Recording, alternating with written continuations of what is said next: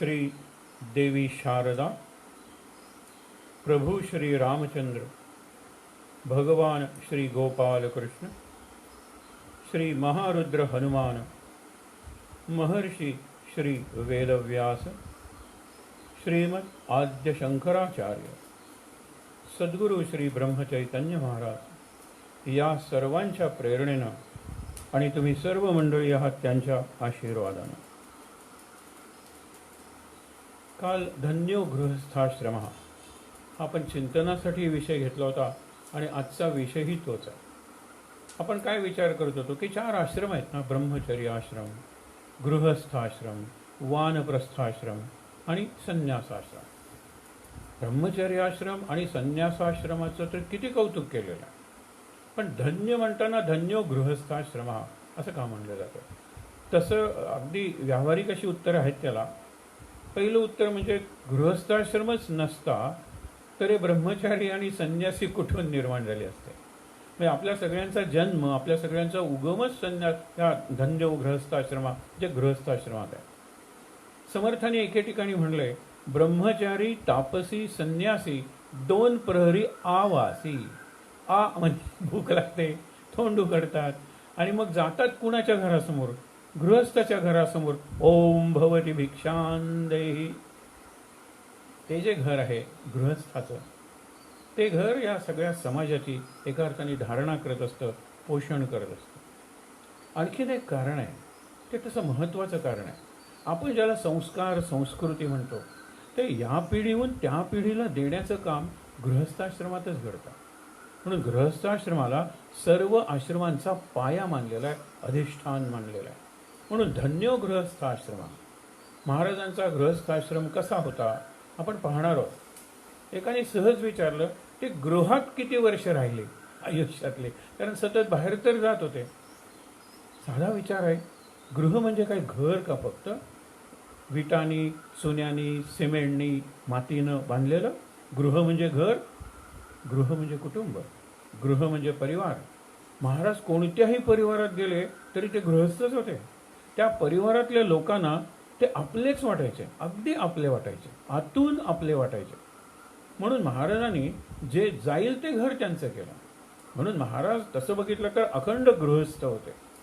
पण आपण आता ते स्थायिक झाले गोंदवल्याला, पत्नी बरोबर त्यांचं गृहस्थ जीवन सुरू झालं. तो आपला आजचा विषय आहे. परंतु एक लक्षात घेऊया, काही आदर्श गृहस्थाश्रमी जोडप्यांची आपण फक्त उदाहरणं पाहूया. जनकाचं उदाहरण सांगितलं जातं. जनक आणि त्याची पत्नी हे आदर्श. हा राजा आहे तर ते राजमाता आहे.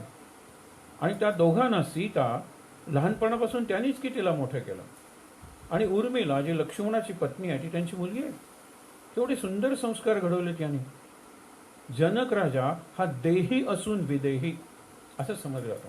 म्हणजे देहभान त्याला होतं आणि नव्हतं.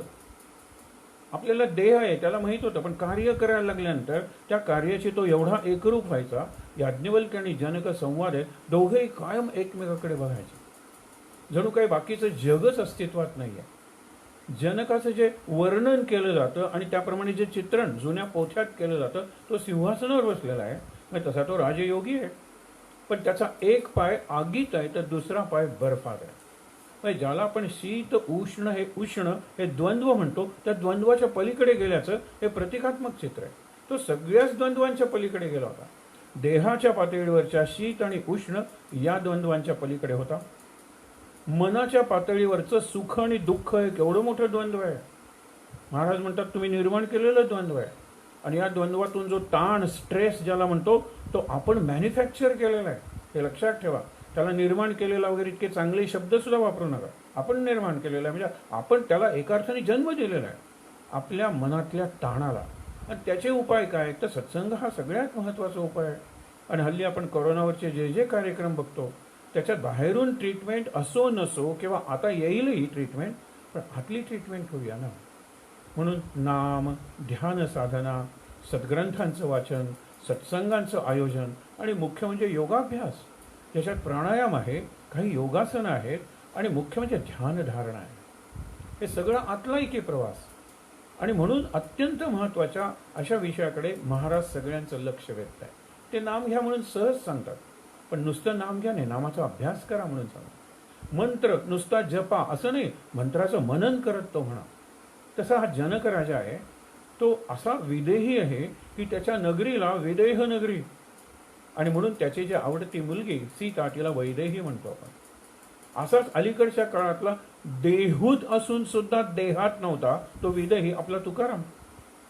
आम्ही वैकुंठवासी, म्हणजे मेल्यानंतर तो गरुडाला ते कुठला तरी प्रभातनी चित्रपट काढला, त्यातलं ते एक प्रतिकात्मक चित्र होतं, लोकांना ते खरंच वाटलं. आम्ही वैकुंठवासी, आम्ही कायम वैकुंठवासाचं.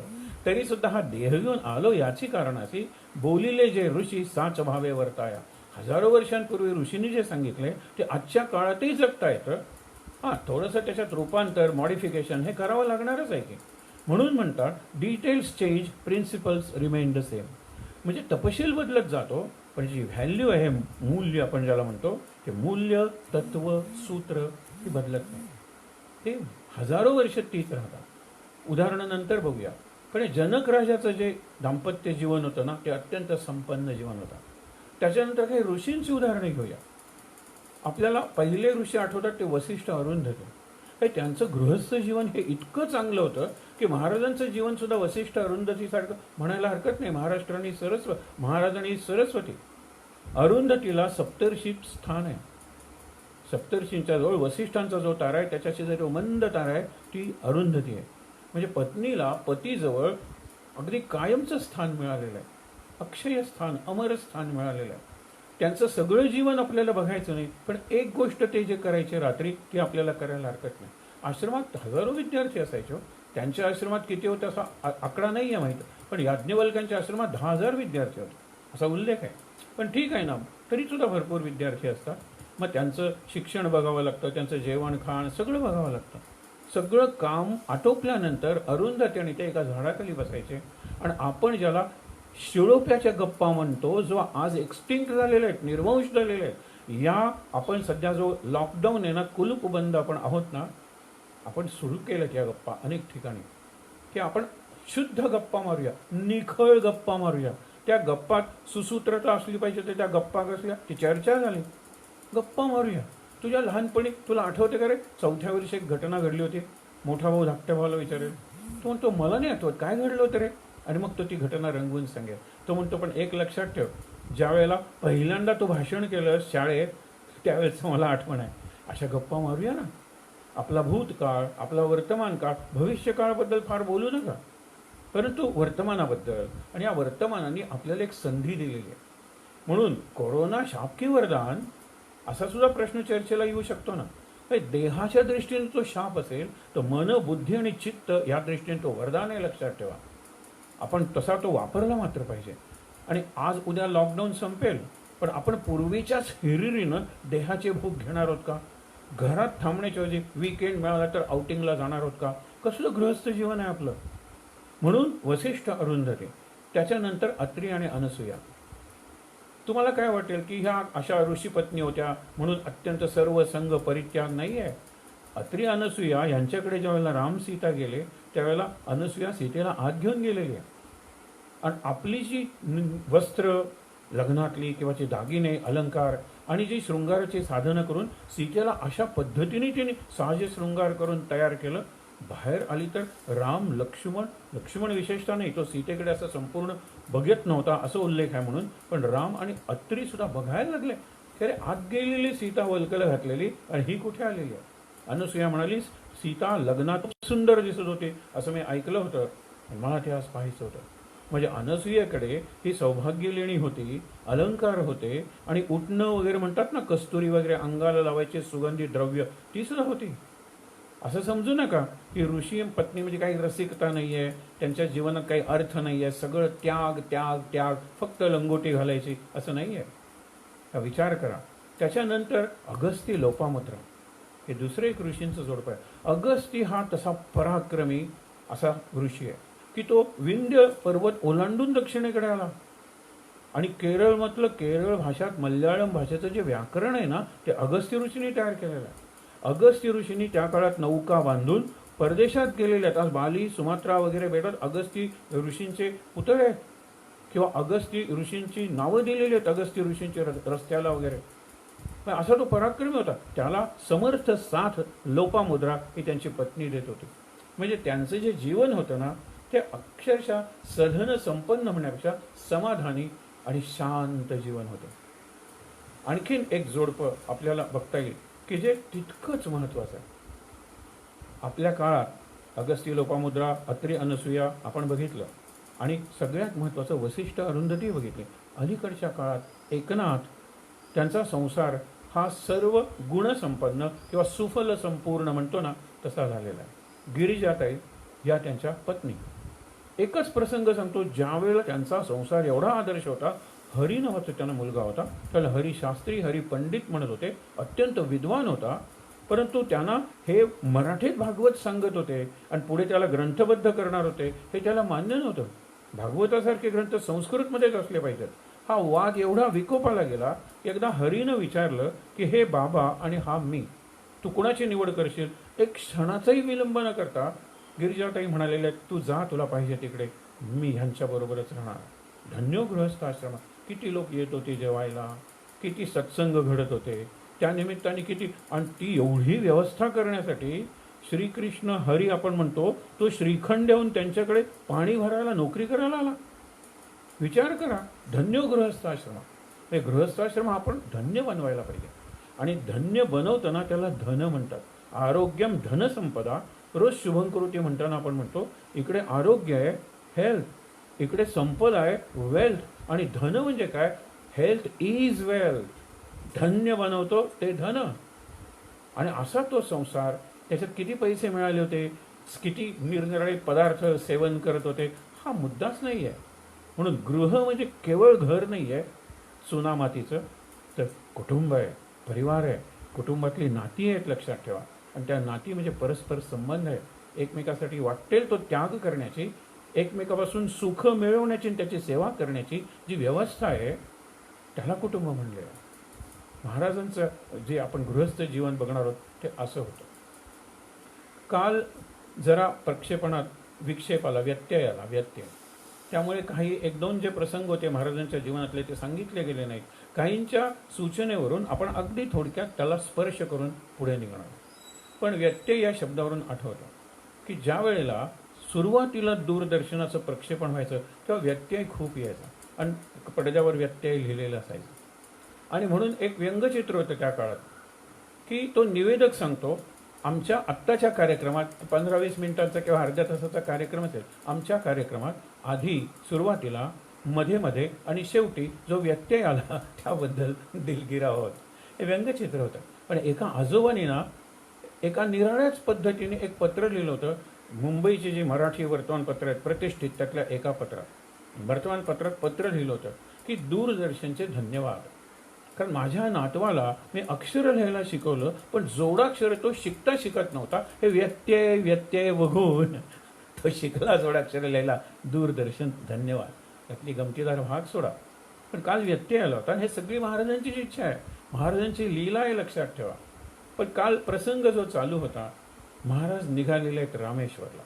वाटेतली जी तीर्थक्षेत्र आहेत, पवित्र स्थान आहेत, त्यांना भेट द्यायची आणि तिथलं काय चाललेले तिथले निरनिराळे कार्यक्रम, उत्सव, दैनंदिन उपासना. कारण महाराजांना पुढचा कार्यक्रम त्यांच्या गुरूंनी दिलेला होता आणि तो एक आदेश होता गुरुचा. त्या पद्धतीने ते बघत होते.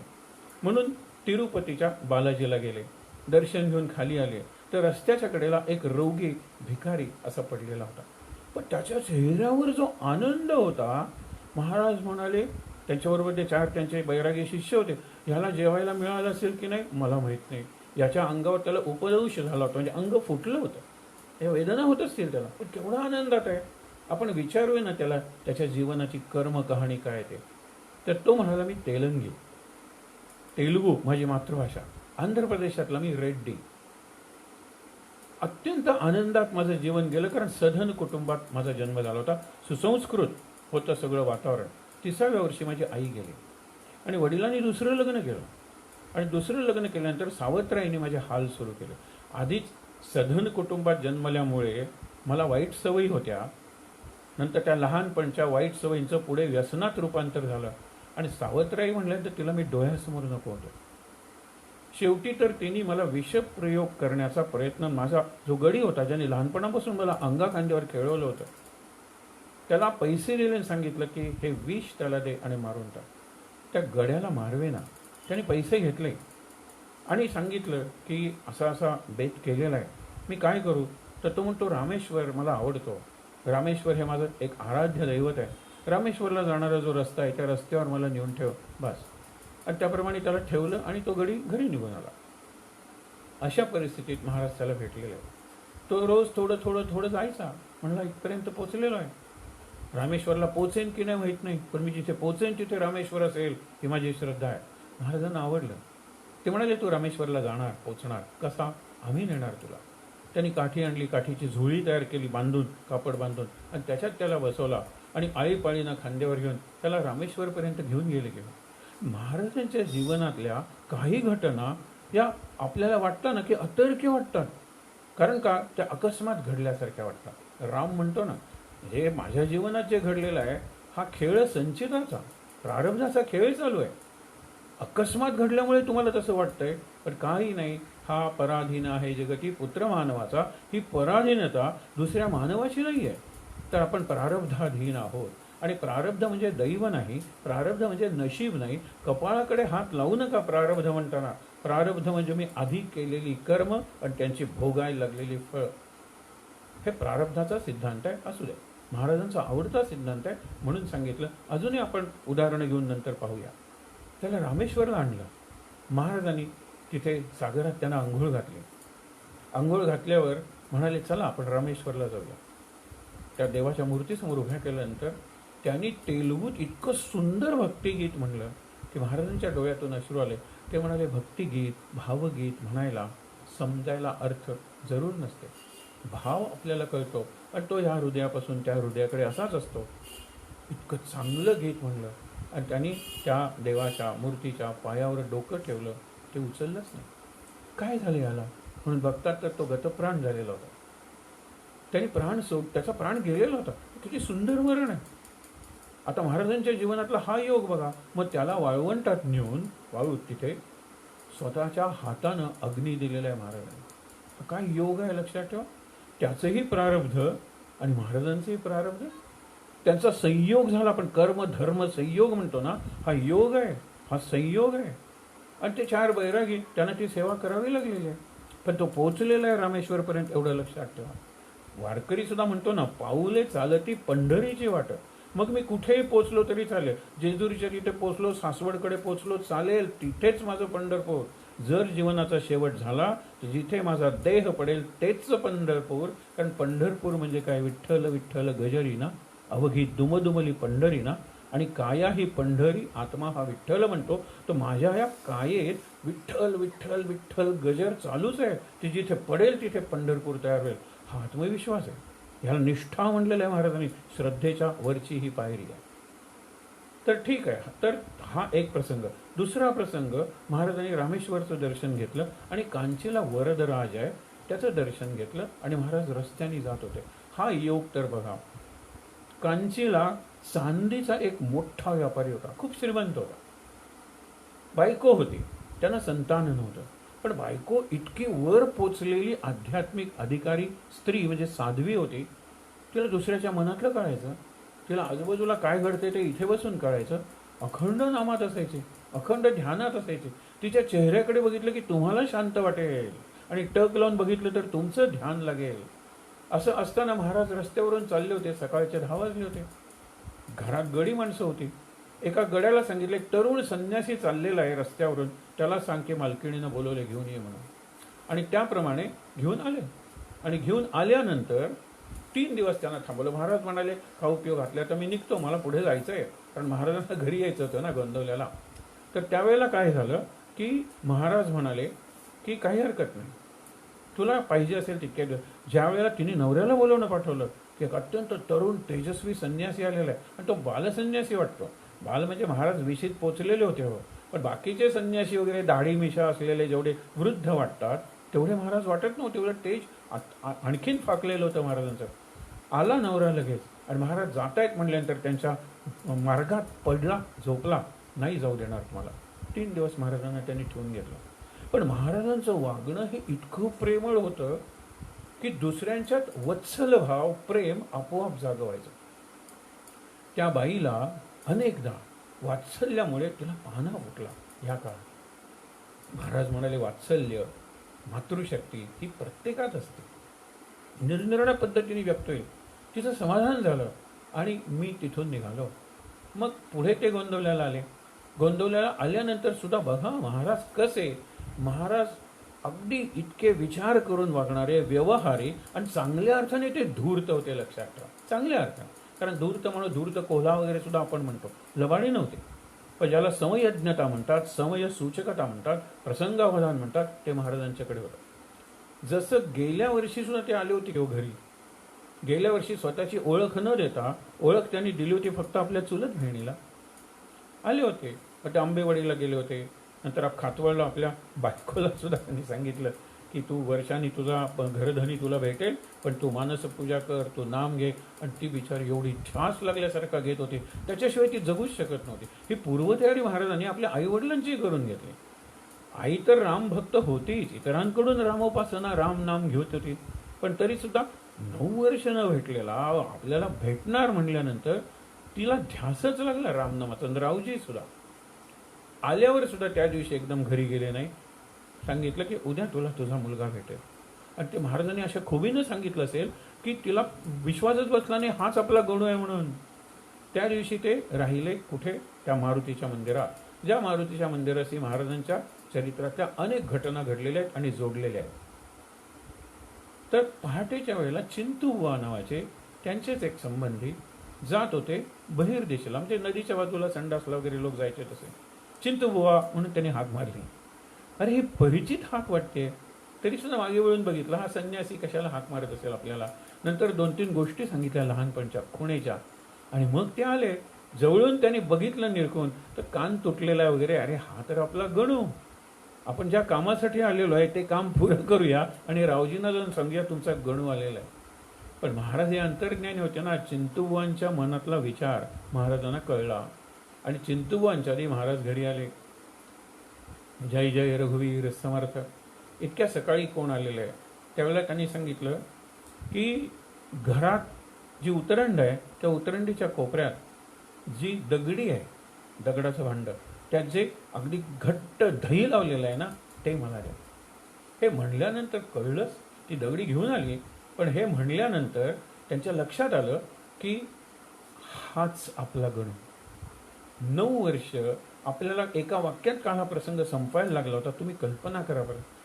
अत्यंत गुणी हा मुलगा गुरुच्या शोधाला म्हणून निघाला. त्या संपूर्ण घरात संस्कार 8 पिढ्या आहेत, 8 पिढ्या. भक्तीचे संस्कार आहेत, विठ्ठल भक्तीचे संस्कार आहेत, नामाचे संस्कार आहेत, पंढरपूरच्या वारीचे संस्कार आहेत, आणि एकादशी व्रताचे संस्कार आहेत. आणि रुद्रोपंतांपासून लिंगोपंतांपर्यंत, म्हणजे जणू शिवच रामनाम घेत होता किंवा ती भक्ती करत होता, त्याचं फळ. आणि एका अर्थाने एकादशी द्वादशीला महाराजांचा जन्म आहे, माघ शुद्ध, म्हणजे एकादशी व्रताला आलेलं फळ म्हणजे महाराज, असं म्हणायला काहीच हरकत नाही. असा हा गणू लहानपणापासून तो ध्यानाला बसायचा गुहेत जाऊन. हे आपण सगळं बघितलेलं आहे. आईच्या मनात हे सगळं होतं, लक्षात ठेवा. आणि हे सगळं असताना तो निघून जातो, पहिल्यांदा न सांगता. आणि नंतर आल्यानंतर तो लग्न करतात, आणि लग्न केल्यानंतर सांगून जातो. सांगून गेल्यामुळे त्याने फार शोधाशोध केली नाही, पण तरीसुद्धा आज येईल, उद्या येईल. आणि आल्यानंतर मग आम्ही सगळं चुकतं करून घेऊ की जे त्याच्याकडून करायला पाहिजे होतं. लग्न झालेलं आहे, पत्नी आहे, पत्नीला माहेरी नेऊन ठेवलेलं आहे. पण पत्नी म्हणाली मला सेवा जितकी सेवा करता येईल तेवढी मला सासू सासऱ्यांची सेवा करायची, तिच्या घरचेही संस्कार चांगले आहेत, पण ती माहेरी आहे असं समजा. सगळ्या प्रकारचा शोध घेतला. कशासाठी? म्हणजे मुद्दामून शोध घेणं हा निराळा प्रकार आहे, जो पहिल्या वेळेला गेले होते कोल्हापूरपर्यंत त्यावेळेला घेतला होता. आता येणाऱ्या जाणाऱ्याला ती विचारत होती, बघितलंय का अशा प्रकारच्या संन्याशाला वगैरे वगैरे. आणि महाराजांचं आधीचं सगळं आपण बघितलं की गुरु प्रेमाची किंवा गुरु शोधाची तळमळ लागलेली आहे, प्रत्यक्ष गुरुचा शोध केलेला आहे, गुरुची भेट घेतलेली आहे, गुरुची सेवा केलेली आहे, गुरुचा अनुग्रह झालेला आहे, गुरुनी अनुग्रह देताना उपदेशही केलेला आहे, आदेशही दिलेला आहे, आणि त्या आदेशाचं महाराज पालन कसं करतायत हा विषय आहे, आणि उरलेला आयुष्यभर हाच विषय आहे. प्रत्येक क्षणी त्यांना आपण म्हणतो ना की भाव आहे, बोध आहे आणि भान आहे. भास नाही आहे. अनेक लोकांना भास होतात, स्वप्नात गुरु आले वगैरे, आणि त्यांनी भान आहे, भान अवेअरनेस जो कर्म करताना लागतो. भाव आहे, आपण म्हणतो ना फिलिंग, एका अर्थाने तो भाव कसा आहे, तो भक्तीच आहे. आणि बोध हा ज्ञानाचा आहे. म्हणजे गुरुनी दिलेल्या आदेशाचं भान, तो भाव आणि तो बोध महाराजांच्या ज्ञानात, कर्मात आणि भक्तीत म्हणजे जीवनात दिसून आलेलं आहे. महाराज एकदम गेलेले नाही आहेत घरी, एक दिवस थांबून गेलेले, आणि नंतर आईने त्याला जी मिठी मारली, गणू माझा मला भेटला, आणि त्यानेही तितक्याच आवेगाने मला माझी आई परत मिळाली. म्हणजे आदल्या वर्षी भेटून गेला होता, पण तरीसुद्धा आता तिच्याजवळ राहण्यासाठी येणार होता ना. मग काय आहे बघितल्यानंतर दोघेही ओरडतायत, दोघेही रडतायत, दोघांनी एकमेकाला आलिंगन दिलेलं आहे. रावजी बाहेर आले, बघितल्यानंतर वडील म्हणल्यानंतर नमस्कार केलेला आहे. आपला गणू परत आला, तेवढ्या चिंतुबोई आलेले, त्यांना सगळा प्रसंग लक्षात आलेला आहे. सगळ्या गावाला आनंद झालेला आहे. महाराज आले परत म्हणण्यापेक्षा लिंगोपंतांचा नातू आलेला आहे, आणि तो स्वतः साधू बनून आलेला आहे, सिद्ध होऊन आलेला आहे, म्हणून त्याला गणू बुवा म्हणायला लागला. आता महाराजांचं अजून पत्नी तिच्या माहेरी म्हणजे तिच्या घरी आहे, लक्षात ठेवा. अशा वेळेला त्यांचा दरबार सुरू झाला महाराजांचा. घरात गर्दी सुरू झाली, आणि घरातली जी गर्दी आहे ती मावे ना म्हणून समोरचे आपण म्हणतो ना लिंगोपंतांनी विठ्ठल रखुमाईच्या मूर्ती आणल्या होत्या, त्यांना पांडुरंग म्हणाला मी पंढरपूरून आलेलो या मूर्तींच्या रूपात. तिथे महाराजांचा हा दरबार भरायला लागला. अरे मग गणू काय केलं रे त्यावेळेला? मग गणूबा तुम्ही ते कसे केला तो, असे प्रश्न लोक विचारायचे. महाराजांचं व्यक्तिमत्व, महाराजांची वाणी आणि महाराजांची वर्णनशैली, रात्र रात्र हा संपत नसे सत्संग. सत्संग म्हणजे ते पारमार्थिक प्रश्न विचारायचे, पण प्रापंचिक शंकाही विचारायचे. महाराज सगळ्यांना उत्तर द्यायचे. अजून तसं गृहस्थ जीवन चालू झालेलं नव्हतं, कारण पत्नी त्यांची तिथेच होती, पूर्ण असं कुटुंब झालेलं नव्हतं. महाराजांचे जे आप्त स्वकीय आप्त आपण म्हणतो ना आप्त मंडळी, त्यांना मत्सर वाटायला लागला की आपल्याला कोणीच विचारत नाहीये. महाराज नव्हते, लिंगोपंत होतेपर्यंत तोपर्यंत त्यांचा दरार होता. नंतर रावजी ते जरा उदासीन होते, विरक्त होते. त्यामुळे त्यांचे जे चुलत वगैरे जे घराणी होती त्यांचा जरा वट होता, कशात गोंदवल्यात. महाराज आल्यानंतर गोंदवलेच नाही, तर आजूबाजूच्या पंचकृषीचे लोक महाराजांच्या दर्शनाला यायला लागले, महाराजांबरोबर त्यांना सांगतात ते ऐकायला यायला लागले. महाराजांचे अनुभव किती आहे, तो नुसते असंख्य नाही आहेत, तर असंख्य प्रकारचे असंख्य अनुभव आहेत. सागर आहे महाराजांचं जीवन म्हणजे. तर लक्षात घ्या. मग त्यांनी काय सांगितलं महाराजांना, आता पुरे झाला ना हा साधूचा वेश, तो दिसतोच चांगला, पण शेवटी हाय आम्हाला तर ते मेकअप वाटतो, पूर्वीसारखा हो ना गणू. त्यांचा हेतू काय होता की हा जो त्याचा वेश आहे साधूचा, म्हणून लोक त्याच्याकडे येतात. तो जर साधा सामान्य दिसायला लागला, दिसेल जरा सुंदर, दिसेल जरा उपासनेचं तेज आल्यामुळे तेजस्वी, परंतु ते काढूया. महाराज किती हुशार, लक्षात ठेवा. महाराज म्हणाले मलाही काढावंसं वाटतं, पण त्याला किती खर्च आहे. प्रत्येक गोष्ट काढायला, ते जटा काढायचं असेल तर तो विधी आहे, दाढी वगैरे काढायचं असेल तर तो विधी आहे, यज्ञ करावा लागतो, होम हवन करावं लागतं, दक्षिणा द्यावी लागते, अन्नदान करावं लागतं. हा खूप खर्चाची गोष्ट आहे. आप्तजन म्हणाले आम्ही करू तो खर्च, कराल ना, मग काही हरकत नाही. हे सगळं महाराजांनी करून घेतलेलं आहे. कारण महाराजांचं जीवन म्हणजे यज्ञच होता, हो यज्ञच होता साक्षात. हे दुसऱ्यासाठीच जगत आहे. तुका म्हणे आता उरलो उपकारापुरता, हे तुका म्हणे नाही, प्रत्येक संत हा उपकारापुरताच उरलेला असतो. तुकाराम जरा वरच्या श्रेणीचे, पण सांगतो तुम्हाला. तर महाराजांचं काय झालं की महाराजांनी ते काढलं, आता निराळच तेज दिसायला लागलं. आता हा जो समारंभ झाला दाढी मिशा काढण्याचा, आणि एका अर्थाने तो जो साधू संन्यासांचा एक आश्रम असेल तर त्यातून गृहस्थाश्रमात आले.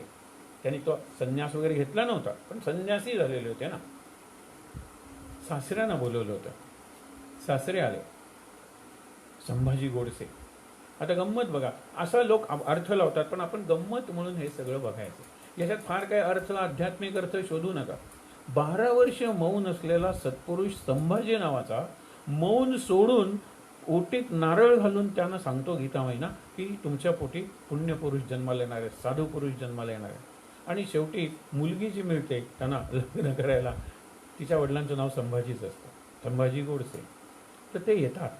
त्यांना ते सगळं वैभव बघून महाराजांचं आधीचंही रूप बघितलं होतं त्यांनी. गेल्या वर्षी गेले होते ना त्यांच्या घरी, तेही बघितलं होतं. आणि त्याच्यानंतर आत्ताचं हे सगळं रूप बघताना, हा सगळा बदल बघताना धन्य वाटत होतं. मला नक्की खात्री त्यांचे डोळे पाणावले असते. आणि नंतर आईने सुचवलं की आता आणलं पाहिजे सुनेला, म्हणजे पत्नीला घरी. महाराज व्यवहारी होते. सासरे म्हणाले मी तिला आणून पोचवतो. नाही नाही, आम्ही येतो न्यायला. म्हणून महाराज सासऱ्यांबरोबर दुसऱ्या दिवशीच गेले. आता तिथे गेल्यानंतर तिथे दरबार भरायला लागला. त्यावेळेला त्यांना कळलं सासूबाईंना बाबांचे शब्द आहेत. म्हणून मी तुम्हाला सांगतो, सासूबाईंचं वय असेल ना, पण गेल्या वर्षी हिचा घरधनी गेलाय हो, केव्हा भेटेल हे मी तुम्हालाच विचारलं नाही का? या कल्पनेनं लाजून चूर झाल्या, हे शब्द आहे त्यांच्या सासूबाई. आणि नंतर हिनी मात्र म्हणाली मला एक फायदा काय झाला माहिती आहे ना, ते तुमचं रूप माझ्या मनात एवढं ठसलं होतं एक साधू म्हणून. मी मानसपूजेत तुम्हाला तुमचंच दर्शन घ्यायला लागले, मानसपूजा तुमचीच करायला लागले. आणि कल्पनेचे रंग वापरून रंगवून मानसपूजा करणारी काही मंडळी असतात, पण भावभावनेत रंगून मानसपूजा करायची असते ती खरी मानसपूजा. ती किती लांब करता, त्याच्यात किती डिटेल्स तपशील घालता, याच्यापेक्षा भावभावनेत रंगता का मानसपूजा करताना. मानसपूजा ही कवायत नाही आहे 1 2 3 4. सूर्य नमस्कार घालताना 1 2 3 4 हे घालतात कारण मुलांना समजावं म्हणून. पण ती एक तपश्चर्या आहे. सूर्यनमस्कार 1 2 3 4 असा काही तो सर्वांग सुंदर व्यायामाने, आपण म्हणतो ना PT चा जो क्लास असतो त्याच्यात पूर्वी असं करायचे. आपण काय बघतोय तर महाराज सासरी आलेले, तिकडच्या लोकांवरही त्यांनी मोहिनी घातलेली आहे. मग गेल्या वर्षीच्या आठवणी सांगून हसणं चाललेलं आहे, विनोद चाललेले आहेत. आणि 4 दिवस त्यांना ठेवून घेतलं. 4-8 दिवस राहिले असतील. आणि नंतर ते सरस्वती, त्यांच्या पत्नीचं नाव, तिला घेऊन आले गोंदवल्याला घरी. तिने स्वतःची तयारी कशी केली होती? रोज दासबोधाचे 2 समास वाचत होती. रामनामाचं वेड तर तिला आधी इथे असतानाच लागलं होतं, कारण काही दिवस महाराज होते ना, फक्त ती वयाने लहान होती. हळूहळू तिला जाण यायला लागली, कारण 9 वर्ष गेलीत ना मध्ये. आता ती 16-17 वर्षांची झाली असेल. ते यश प्रचंड उपासनेमुळे आलं होतं, कारण महाराजांचं नाम म्हणजे ते नामच घेत होते. आता महाराजांचं रूप, त्याच्या मानसपूजा करत होते. ते रूप एवढं ठसलं तिच्या मनात. ती आल्यानंतर एकदम ती गृहकृत्यदक्ष होती, पण तिला व्यवहारी आणि कार्यक्षम बनवण्याचं काम महाराजांनी केलं. तिला छोट्या छोट्या गोष्टी, तूप कसं वाढायचं हे शिकवलेलं आहे. आणि गंमत म्हणतात, तूप कमी असेल आणि 500 लोक जेवायला असतील तर चमचा कसा धरायचा, चमचा उलटा धरायचा आणि व्हर्टिकली म्हणतो ना सरळ घातला, पण पडला थेंब तर पडेल. पण असं तूप कसं वाढायचं, त्याच्यात तारतम्य कसं बाळगायचं, प्रत्येक ठिकाणी बुद्धी व्यवहारी पद्धतीने कशी वापरायची, पैशाचे व्यवहार कसे करायचे, हे महाराज तिला शिकवत होते. फुलांचा हार कसा करायचा देवासाठी, हेही महाराजांनी शिकवलं. निंदा साड्या यात विषय घालवण्यापेक्षा, वेळ घालवण्यापेक्षा नाम कसं घेत बसावं, श्वासाश्वासावर नाम घ्यावं हे सांगितलं, शिकवलं पुढे. तो प्रसंग आपण पाहणार आहोत. पण एक लक्षात घ्या, महाराजांबरोबरचं सहजीवन हे सहजीवन पत्नीबरोबरच असतं असं समजलं जातं, पण तसं नाही. आईवडिलांचंही सहजीवन आहे केवळ. 9 वर्षांनी मुलगा परत आलाय, आता पूर्णपणे आपण म्हणतो ना सामान्य बनलेला आहे, तेज आहे, पण दाढी मिठ्या वगैरे असं काही नाही आहे. आणि अशा वेळेला त्यांचा सुखद संसार, गृहस्थाश्रम आपण म्हणूया, सुरू झाला. महाराजांची त्या काळात दिनचर्या कशी होती, बाबांनी अगदी टाइम टेबलच दिलेलं आहे. पण एक लक्षात घ्या, असाच एक चरित्र ग्रंथ आहे श्री गजानन विजय दासगणू महाराजांनी लिहिलेला. ते लिहितात. आता दासगणू महाराजांची दैनंदिनी कशी होती ते तुम्हाला सांगतो, अशी ओवी आहे. आणि त्यानंतर त्यांच्या दैनंदिनीचा निश्चित एक नियम नव्हता. अंघोळ केली तर केली, केव्हाही केली, जेवले, झोपले तर 2 दिवस झोपूनच राहिले, ही काही दैनंदिनी आहे का? पण सुरुवात मात्र केली. नंतर त्यांच्या लक्षात आलं की ते इतक्या उन्मनी अवस्थेत होते किंवा अवधूत अवस्थेत होते, असा निश्चित असा घाट नव्हता त्यांच्या जीवनाला. जशी 2 काठातून नदी वाहत जाते, जीवन वाहत जातं, तसं नव्हतं. महाराजांचा आखीव रेखीव दैनंदिनी गृहस्थाची कशी असावी.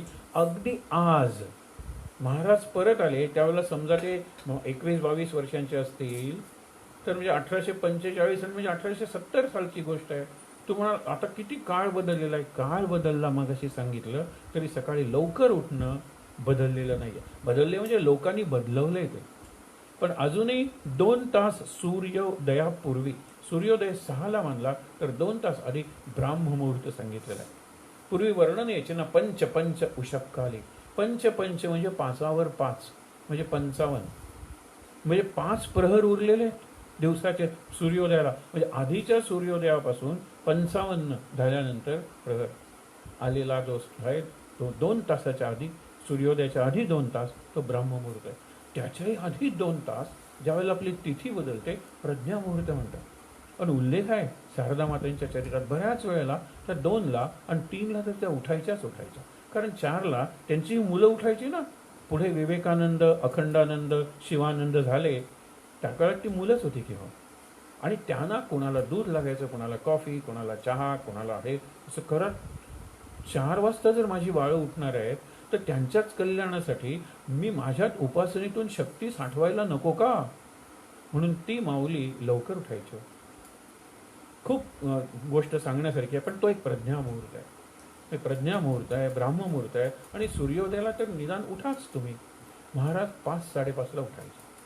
महाराजांनी सांगितलं उठल्याबरोबर अंघोळ वगैरे, देवघर स्वच्छ करताय अशी शारीरिक कामं करू नका. कारण तो मनाची उपासना करण्याचा काळ आहे.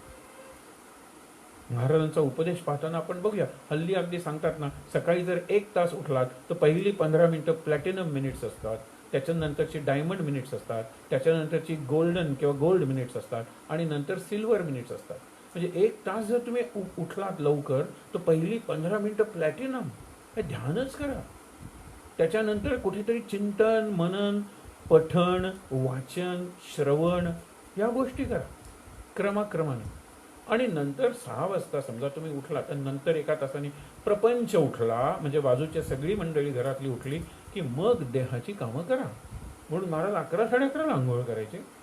त्याच्या आधी त्यांचं कचेरीचं काम असायचं. ज्यावेळेला कुलकर्णी पद होतं फक्त 4च महिने त्यांनी केलं. पण गंमत बघा, उठायचं, उठल्यानंतर मुखमार्जन, शौच वगैरे ते करायचे. आणि साधारणतः 5:30ला उठले तर 6पर्यंत आणि 5ला उठले तर 5:30पर्यंत ते तयार व्हायचे. समोरच विठ्ठल रखुमाईचं मंदिर, विठ्ठल रखुमाईला नमस्कार करायचे. नंतर आई वडिलांना नमस्कार करायचे. आई वडील उठले असतील तर प्रत्यक्ष नमस्कार करायचा. लोक म्हणतील प्रत्यक्षात नमस्कार करणं हे दोघांनाही अवघड वाटतं. ज्याला म्हणजे ऑकवर्ड, नमस्कार करतो त्यालाही आणि नमस्कार ज्याला करतो त्यालाही. मानस नमस्कार करा की हो. हे मानस उपासना आहे ना, अगदी मानस अग्निहोत्र सांगितलेलं आहे. ती एवढी शक्तिमान आहे. समर्थाने शेवटी सूर्य प्रत्यक्ष नाही तरी मानस करीत जावे. पूजन जमत नाहीये, पादसेवन मानस करा. त्या मानसाने तुमचं मन शुद्ध होतं. ती मानस पूजा, मनात केलेलं ध्यान, मनात घेतलेलं नाम हे सगळी शुद्धीकरणाची आहे. अंतःशुद्धी करणारी अशी ती साधन आहे.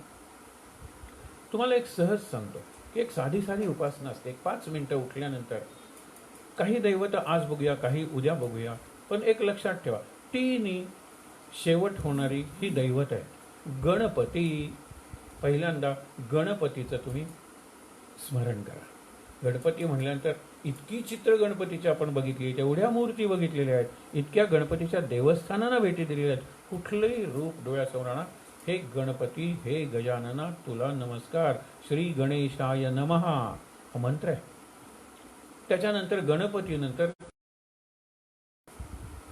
पशुपती म्हणजे शंकर, शंकराचं स्मरण करूया. शंकराचं वर्णन काय आपण कमी वाचलेलं असतं.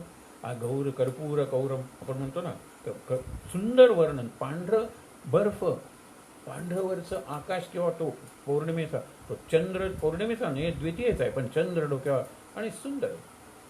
कोण? शंकर. पशुपती. त्यानंतर श्रीपती, श्री म्हणजे लक्ष्मी आणि लक्ष्मीपती म्हणजे विष्णू, त्या विष्णूचं ध्यान करा. चौथा गभस्ती. गभस्ती म्हणजे सूर्य. सूर्य आहे म्हणून आपण आहोत, लक्षात ठेवा.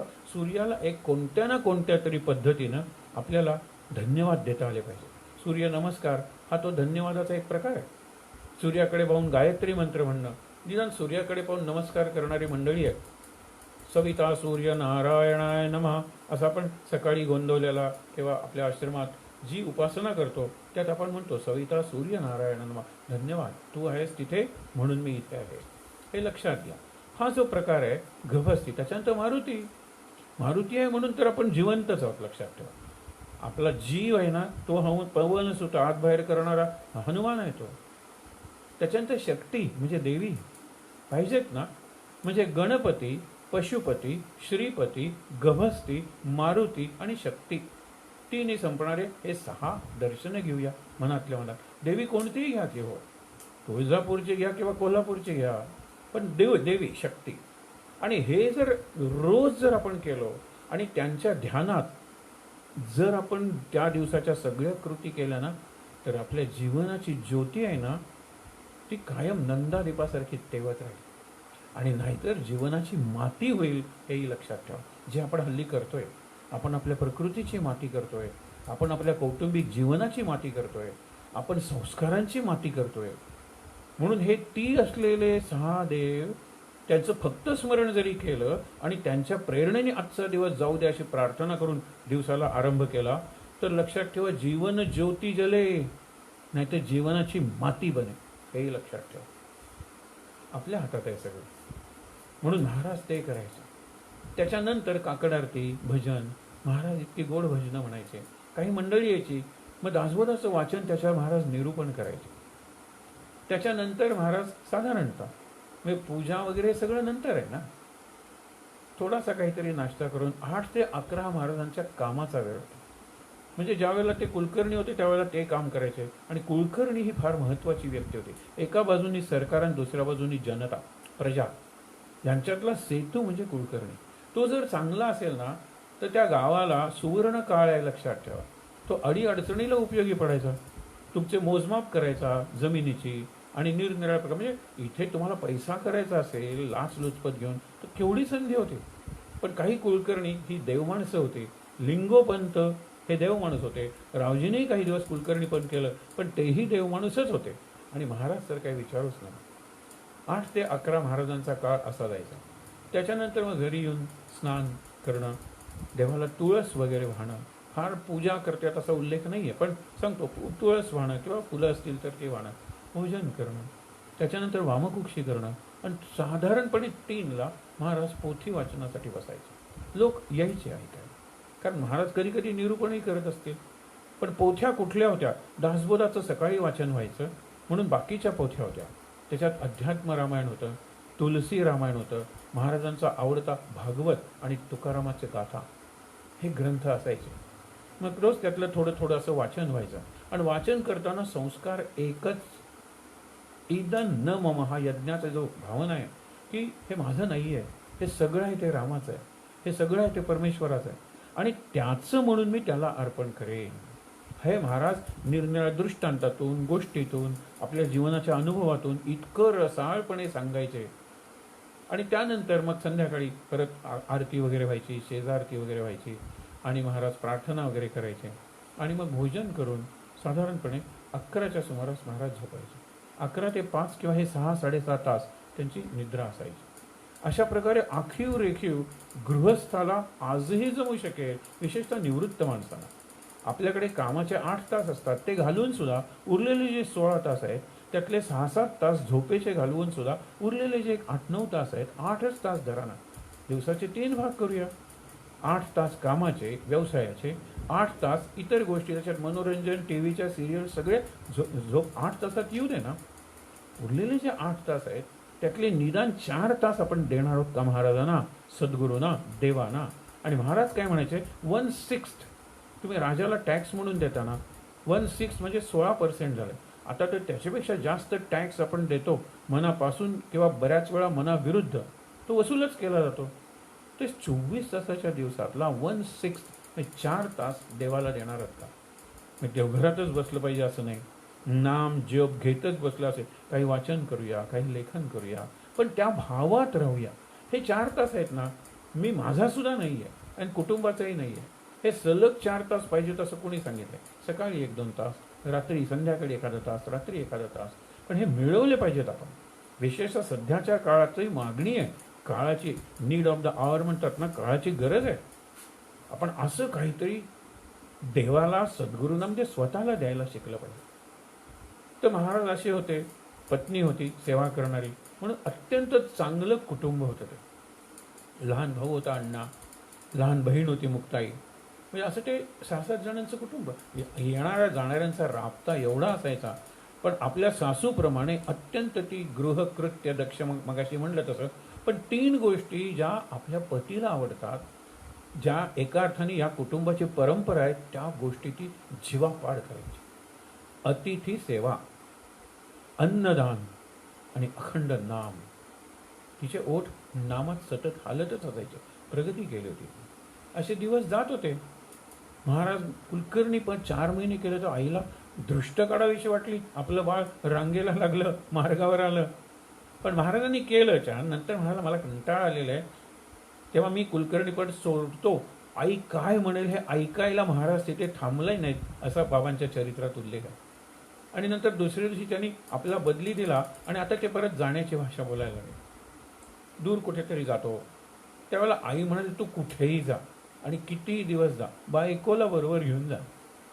आणि ही म्हणायची, तुम्ही तुमच्या गुरूंच्या एवढ्या गोष्टी सांगता, तुमचे गुरु एवढे प्रेमळ आहेत आणि एवढे त्यागी आहेत, काय होतं तुकारामांच्याकडे सांगा बरं.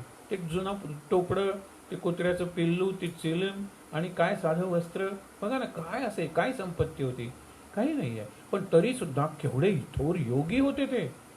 तुम्हाला त्यांनी काय दिलं आणि काय नाही मला अजून कळलेलंच नाही. मला त्यांना दर्शन घ्यायचंय, दर्शनाला घेऊन जा. महाराजांना जायचंच होतं, कारण बरेच दिवस झाले गुरुच्या दर्शनाला गेले नव्हते. आणि गुरुच्या दर्शनाचं निमित्त करून तसंच पुढे त्यांचा ठरलेला मार्ग होता ना, इंदूर, काशी, अयोध्या, नैमिषारण्य. हा मनात होता. तिला वरवर म्हणाले, काही हरकत नाही, आपण बरोबर जाऊया. आईला म्हटलं, हिला घेऊन जाई ना, सांगितलं. मध्यरात्री निघालं. पण ही सावध होती, सरस होती. या दिवसात कधीतरी आपले हे पतिदेव निघणार आहेत घरातून, परत केव्हा येईल याची गणितच नाही हो. एकदा गेला, काही दिवसांनी त्याला परत आणलाय, नंतर गेला, 9 वर्षांनी आला. हे असंच त्यांचं चाललेलं आहे. म्हणून ते मध्यरात्रीनंतर निघाले. सरस्वती बाहेर पडली. गुरुकडून महाराज ज्या निरनिराळ्या गोष्टी शिकले, त्याच्यात तुकामाई लोकांचा निरनिराळा उपद्रव नको म्हणून करायचे काय, जोरात पळायचे आणि वाटेतले दगड पायात घेऊन मागून मारायचे, तेवढे वेगात लागायचे.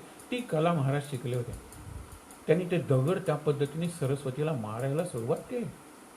ते परीक्षाच बघत होते ती जाऊन, पण तो वेगात पळायला लागले. ती सुद्धा जीवाच्या आकांतानं पळायला लागली.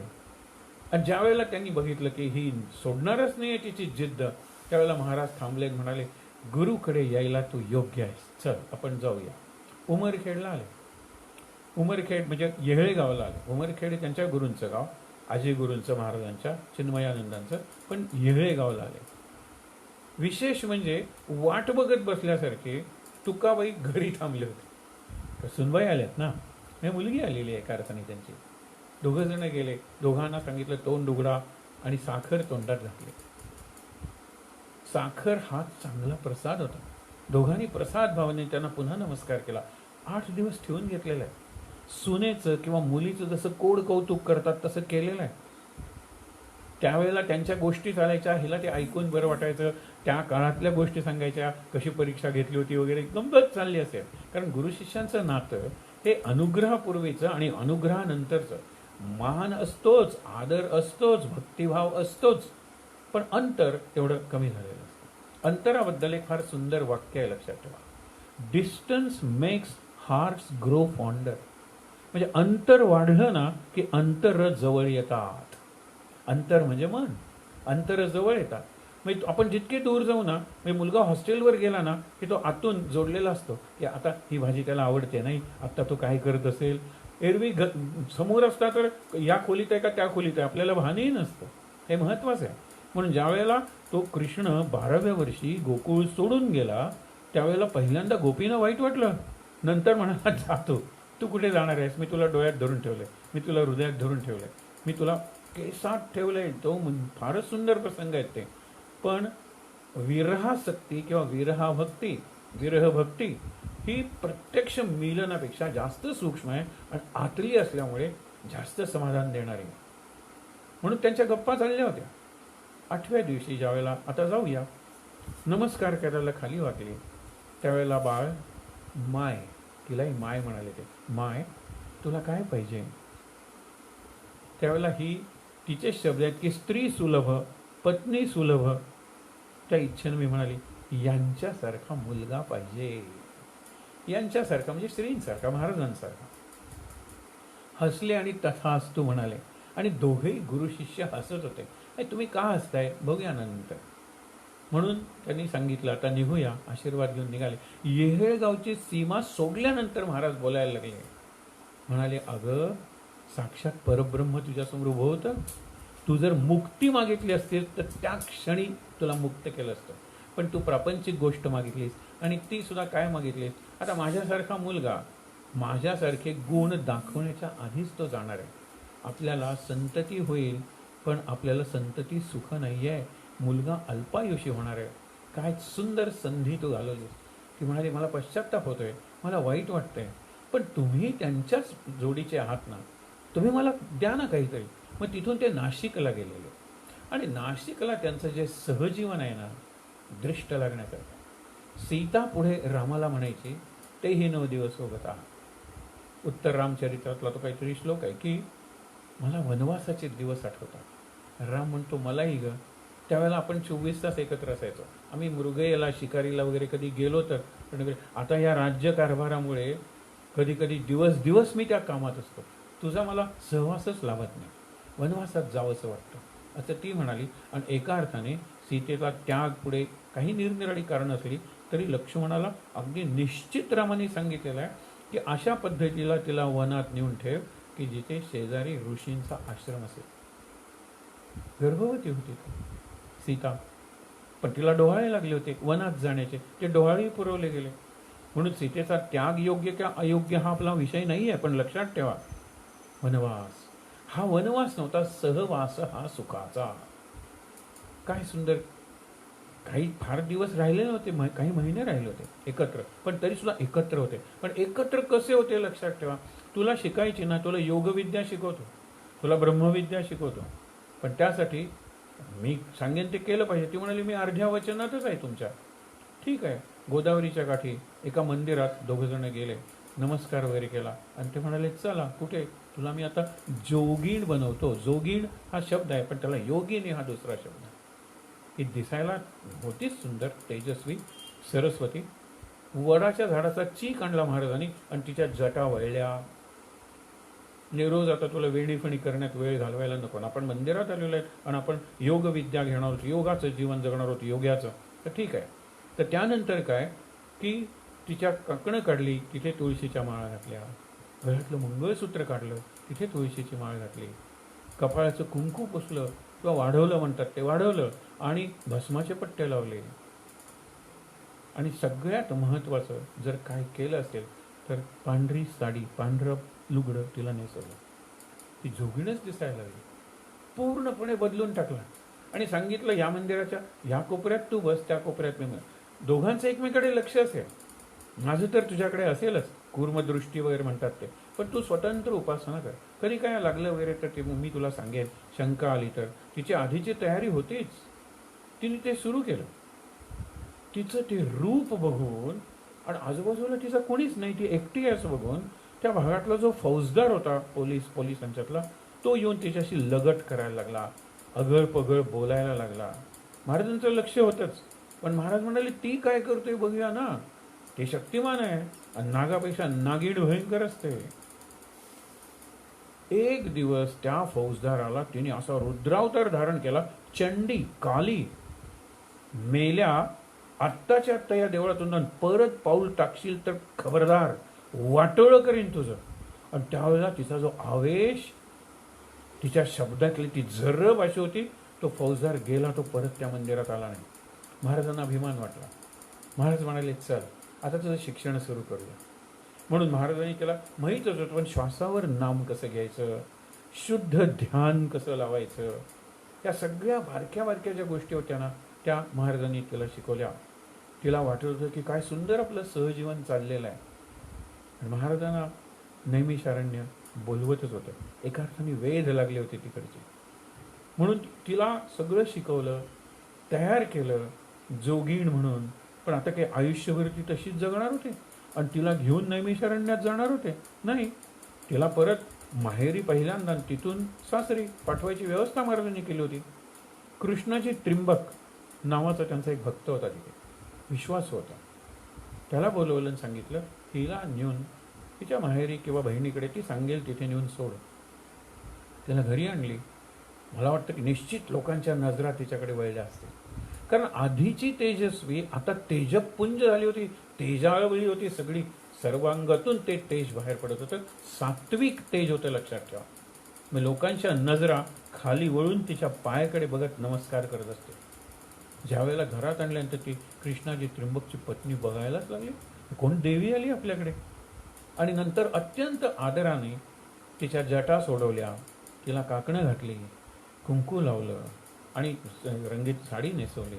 आणि परत तिला जी जोगीण म्हणून आली होती तिला सुवासिनी केली आणि चल आता जाऊया. ती म्हणाली नातेपुते या गावी, सरस्वती सांगते नातेपुते या गावी माझी सख्खी बहीण आहे, लग्न करून तिथे दिलेलं आहे, तर तिच्याकडे नेऊन सोडा. मग तिथे गेल्यानंतर आईवडील तिथे आले. आनंदात काय दिवस गेले असतील, काही आठवणी. मग महाराजांनी काय केलं, मग त्या तुम्ही कोपऱ्यात बसत होतात म्हणजे काय, महाराज भिक्षा मागून आणायचे. आणि एकदा दोघांची जर समाधी लागली ना, भिक्षा आणायला विसरले, उपास घडायचा, पण ती आनंदात हे सगळं सहन करत होती. सरस्वती, कारण खऱ्या अर्थाने त्या सरस्वतीच बनलेली होती. आई वडील तिला माहेरला घेऊन गेले, खातोळला. तिथे काही दिवस राहिली. लोकांनी तिथे तिच्या आठवणी वगैरे विचारल्या, महाराजांचा अनुभव. तू आता महाराजांना अगदी जवळून आतून सांग ना, मला सांग ना काहीतरी, आणखीन काहीतरी सांग ना. असंच होतं ना महाराज, म्हणजे अमृतच होतं ते. एक थेंब प्यायल्यानंतर सगळा कुंभ रिकामा करावा असं वाटतं आपल्याला, तसे होते महाराज. पण शेवटी तिला आता जाण आली होती ना, सुवासिनी झाली होती. नवरा आपल्याला सोडून गेला नैमिषारण्यात, परत आली कुठे, सासरी. सासू सासऱ्यांची सेवा करायला इतकी ती दक्ष होती, लक्षात ठेवा.